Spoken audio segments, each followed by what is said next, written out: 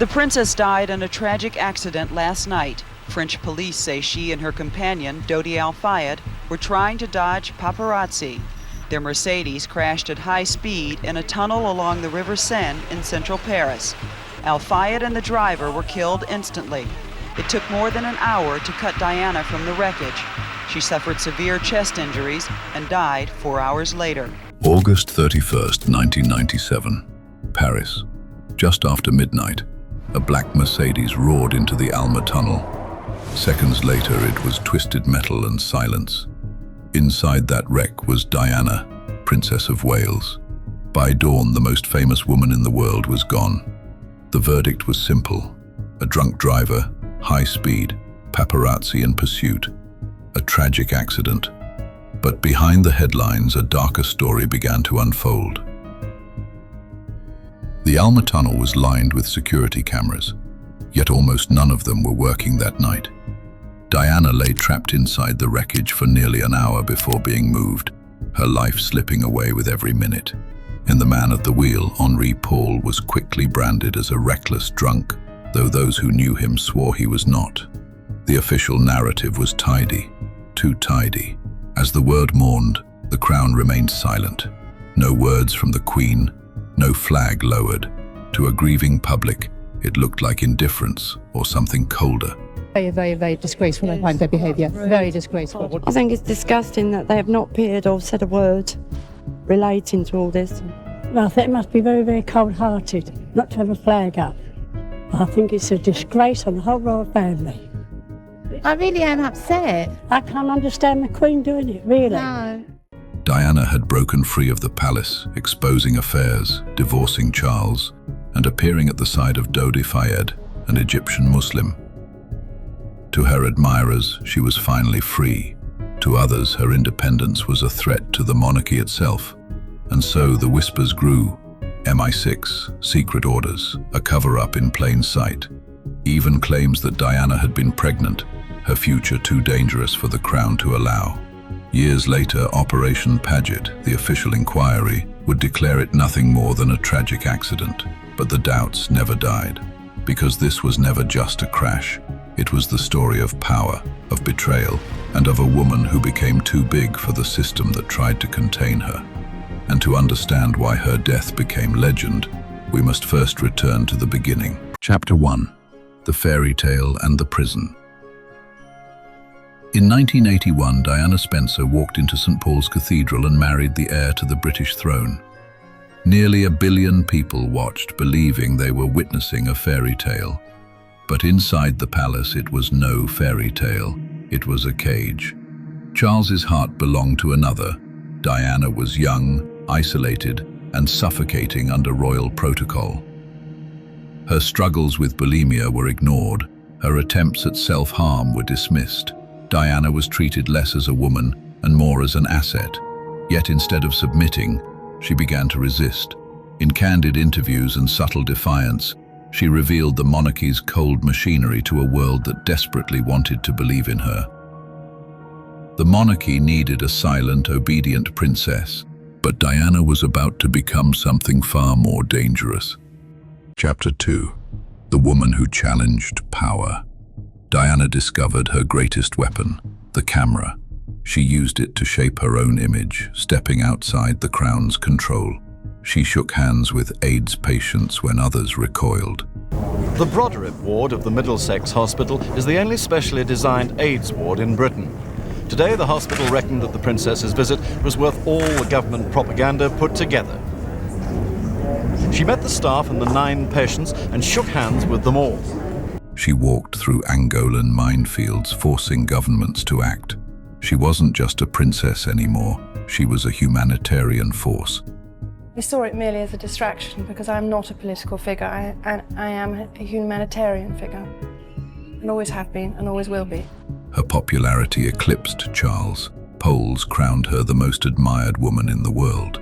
In order to assist the Red Cross in its campaign to ban once and for all anti-personal landmines. For a monarchy that thrived on image and hierarchy, Diana's independence wasn't merely inconvenient. It was a threat. She was no longer just a princess. she was a force, and forces that cannot be controlled often meet violent ends. Chapter 3. The Media Monster. When I started my public life 12 years ago, I understood the media might be interested in what I did, but I was not aware of how overwhelming that attention would become. But her ally was also her enemy. The press adored Diana, and they devoured her. Paparazzi swarmed her every move, turning her into a prisoner of her own fame. It's always been my concern to touch people with leprosy, trying to show in a simple action that they are not reviled, nor are we repulsed. Even the respectable press exploited her. In 1995, millions watched her on the BBC's Panorama confessing, Well, there were 3 of us in this marriage, so it was a bit crowded. it was the interview that defined her. And decades later, the truth emerged. The journalist Martin Bashir had forged documents, manipulating Diana into believing she was under surveillance to secure the interview. Do you think that? I'd like to be a queen of people's hearts, in people's hearts, but I don't see myself being queen of this country. Even the moment that made her voice immortal was born of betrayal. Diana once confided, "I'm their prisoner, and one day they'll kill me." By 1997, the frenzy was unbearable. Tabloids paid millions for photos of her with Dodi. Paparazzi chased her cars at reckless speeds, and on her final night in Paris, that prophecy came true. When Diana died so suddenly, the world was reminded how fragile life really is. None of us are guaranteed tomorrow, and most of us live with no backup, one paycheck, one plan, one income that could vanish overnight. That's why I want to give you something. AI Side Hustle. 100 simple ways to earn online. Pay what you like, or even get it free. Inside, you'll find practical, beginner-friendly ways to earn from AI writing, images, social media, and passive income. No tech skills, no experience, just clear guidance. You'll get the full ebook, bonus reports, graphics, and even resale rights, so you can sell it yourself if you want. This isn't about selling, it's about options. Take it, use it, share it, pay what you like, or get it free. The link is below. Chapter 4. The Crash in the Tunnel. Just after midnight, Diana and Dodi slipped out of the Ritz Hotel through a back exit. Their driver, Henri Paul, steered the Mercedes into the Alma Tunnel. Paparazzi on motorbikes swarmed behind. At over 60 miles per hour, the car struck the 13th pillar.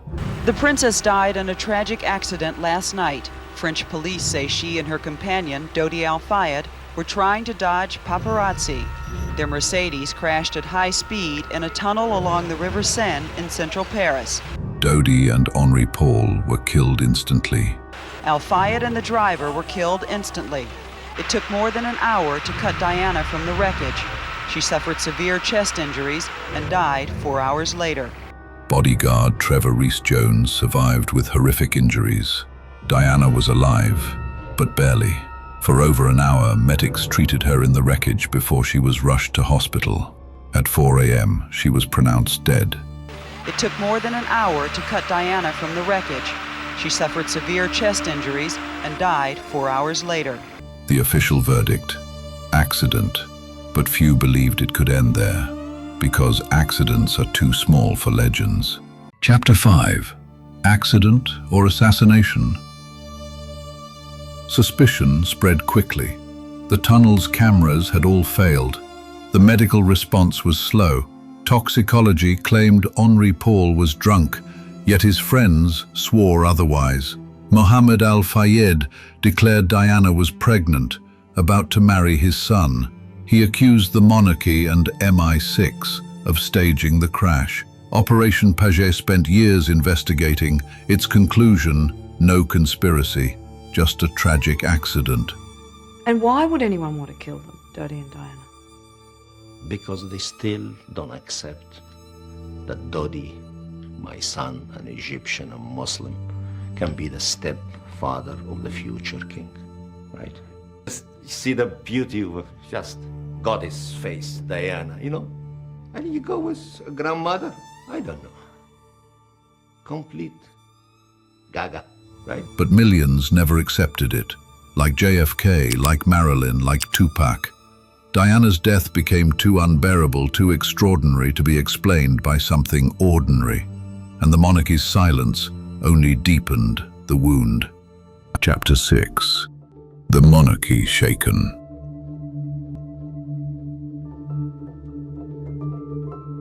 Even more shocking than Diana's death was the Crown's response. For days, the Queen said nothing. The flag at Buckingham Palace stayed high. To a nation drowning in grief, it felt like contempt. Outside Kensington Palace, oceans of flowers piled high. A bright mass of flowers now dwarfing the hundreds of people at the edge of it, built up in 6 overwhelming days. It was here below, behind the gates of Kensington Palace, where Diana, Princess of Wales, used to live. The public's fury forced the Queen to address the nation, but the damage was done. Since last Sunday's dreadful news, we have seen throughout Britain and around the world an overwhelming expression of sadness at Diana's death. We have all been trying in our different ways to cope. It is not easy to express a sense of loss, since the initial shock is often succeeded by a mixture of other feelings: disbelief, incomprehension, anger, and concern for those who remain. I hope that tomorrow we can all, wherever we are, join in expressing our grief at Diana's loss and gratitude for her all too short life. It is a chance to show to the whole world the British nation united in grief and respect.